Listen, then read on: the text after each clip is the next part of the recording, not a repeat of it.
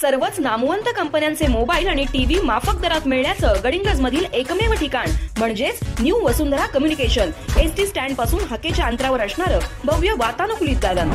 सर्व प्रकारच्या फायनान्सची आणि तुमच्या सोयीनुसार ईएमआय ची सोय। निव्वळ विक्री नव्हे तर विक्री पश्चात सेवा आणि दुरुस्ती ही एकाच छताखाली। वेळ न्यू वसुंधरा कम्युनिकेशनला अवश्य भेट द्या। सब झूठे हम सच है असं आव्हान आज मंत्री मुश्रीफांनी केलेलं आहे आणि गडिंग्लज नगरपालिकेच्या निवडणुकीच्या अनुषंगाने रणशिंग फुंकलेला आहे।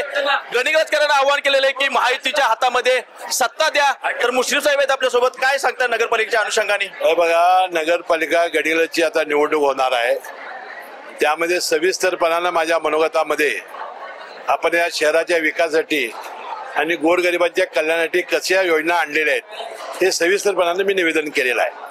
आणि त्यामुळं राहिलेल्या ज्या कामं आहेत, मग बांधकाम कामगारांचं राहिलेल्या योजना असतील किंवा घरकुल असेल, ते आम्हीच करू शकतो। युतीच्या सत्ता आली तर करू शकतो, आणि जर आली नाही तर ह्या योजना होणार नाहीत। आणण्याची धमक फक्त युती शासनात आहे, असं मी या वेळा निवेदन केलेलं आहे। साहेब, पूर्वी जे सत्तेत होते त्यांच्यामुळे गडिंग्लजचं वाटोळ झालंय असं देखील तुम्ही आरोप केलाय।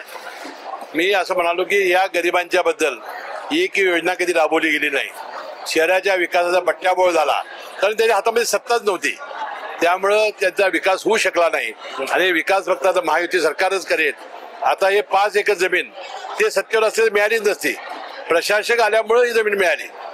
यापूर्वी कधी ती 27 एकर जमीन आहे ती कृषी विभागाची, कुणालाही सुचलं नाही की ते घ्यावं आणि तिथे काही घरं बांधावीत। अहो, इतकी गरीब माणसं इथं राहत आहेत, आपल्याला माहिती आहे की झोपडपट्टीचा प्रश्न इथं आहे, आणि सडक सोडण्याचा प्रयत्न आपण प्रामाणिकपणाने केलेला आहे। साहेब, महायुतीचे घटक जनस्वराज पक्षाला देखील मानला जातो। जनस्वराज पक्ष दुसरीकडे युती करण्याच्या किंवा दुसऱ्यांच्या संपर्कात आहे असं बोललं जातं। तुमचं विनय कोरेंचे काय बोलणं झाले का? नाही, माझं आणि विनय कोरेंचं परवा चर्चा झाली। आता त्यांना यापूर्वी ते या भागामध्ये काहीतरी निवडणूक लढवली होती असं ते म्हणतात।